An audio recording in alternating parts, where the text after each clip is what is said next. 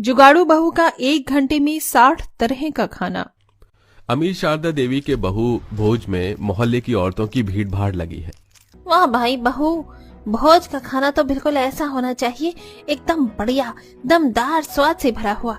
ये मूंग दाल का हलवा तो शुद्ध देसी घी में बनवाया था, खाते ही मुंह में खुल गया। और शशिकला, मुझको तो सबसे स्वादिष्ट शाही पनीर कढ़ाई पनीर लगी। मैं तो पनीर के साथ बढ़िया 20-25 पूरी लपेट गई। अभी तो मेरा दिल रसमलाई और गुलाब जामुन पर अटका है। क्या बात है, पूरा मोहल्ला आ गया, मगर अभी तक शीला का अता पता नहीं।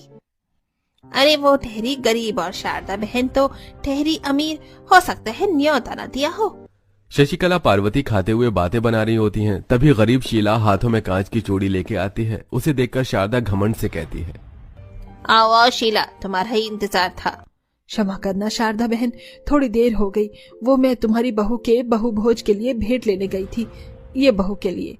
अरे शीला, कर दी ना छोटी बात। शारदा देवी की बहू गरीब जादी नहीं है जो ये सस्ती सी 2 कौड़ी की कांच की चूड़ी पहनेगी।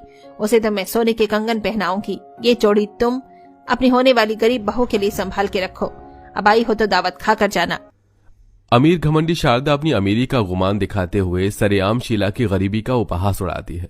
शीला खाने बैठ जाती है, जहां उसकी थाली में तरह तरह के व्यंजन परोसे जाते हैं। शारदा बहन ने अपनी बहू के बहु भोज में 56 तरह का खाना बनवाया है। थोड़े दिनों में मेरी भी बहुओं की बहु भोज है। इतना सब कुछ मैं कहाँ से बनवाऊंगी। पार्वती किसी तरह एक निवाला खाती है, तभी पड़ोसन पार्वती बीच में चुटकी लेते हुए कहती है, जो भी कहो शारदा बहन, हमें बिल्कुल अंदाजा नहीं था कि तुम्हारी बहू के बहु भोज में तुम हमें 56 भोग खिलाने वाली हो। मैं तो बड़ी हैरान हूँ, एक अकेली बहू ने इतनी तरह का खाना कैसे बना लिया।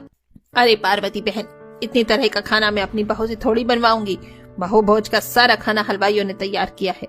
पूरा आधा दर्जन हलवाई लगाए हैं मैंने, और पूरा बंदोबस्त बुफे का करवाया था, ताकि कोई भी शर्माए ना, बल्कि खुद से खा सके। वैसे थोड़े दिनों में शीला की बहुएं भी आने वाली हैं।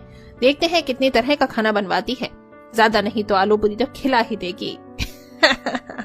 इतने अनादर के बाद शीला शारदा के बहु भोज का एक भी निवाला बिना खाए नम आंखों से अपने गरीब घर में आ जाती है।